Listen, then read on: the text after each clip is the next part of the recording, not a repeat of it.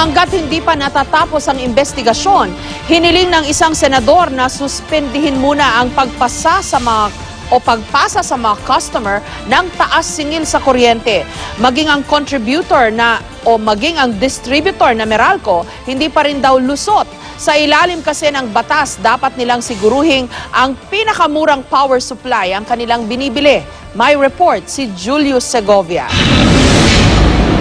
Naikarga na ng Meralco sa December electric bill ang una sa 3 bugso ng higit 4 na pisong all-time high power rate hike. Pero dahil may mga pagdududang nagsabwatan ng mga power plant kaya nagmahal ang presyo ng kuryente sa merkado, hiniling ni Senador Ralph Recto sa Energy Regulatory Commission na suspendihin muna ang pagpasa ng Meralco sa customers nito ng taas singil sa kuryente. Total, wala pa naman daw resulta ang investigasyon ng Tripartite Committee na binubuo ng ERC, Department of Energy at Philippine Electricity Market Corporation. Kung lumabas may sabwatan, paano ngayon yun? Nagbayad na yung consumer.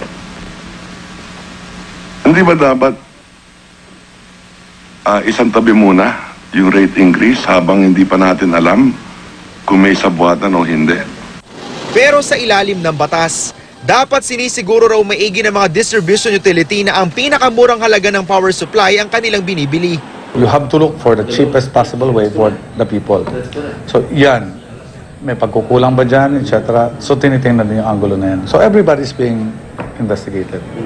Handa naman daw ang Meralco sa anumang investigasyon. Pero si Senador Antonio Trillanes IV, dinikdik ang Meralco para siguruhing magbabalik normal ng singil ng kuryente sa Abril.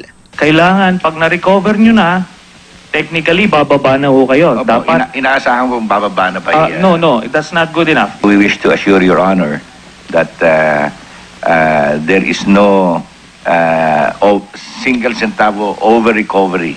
Yung ERC, sana po gawin nyo yung trabaho ninyo. Kasi yung pagpasa ng high rates, kinakarga po yan ng mga kababayan natin.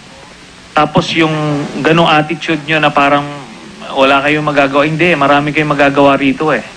Ngayong tuloy muna ang pagpapatupad ng taas singil sa kuryente. Ang nakikitang solusyon ni na Senator Sergio Osmeña Trillanes, ang paggamit ng bahagi ng Malampaya Fund para saluhin ang mahigit 9 billion pesos na itinasa generation charge na ipapasa ng Meralco sa consumers. Nauna nang sinabi ng Malacanang na pinag-aaralan nila kung legal ba ang hakbang na ito. Julius Segovia, GMA News.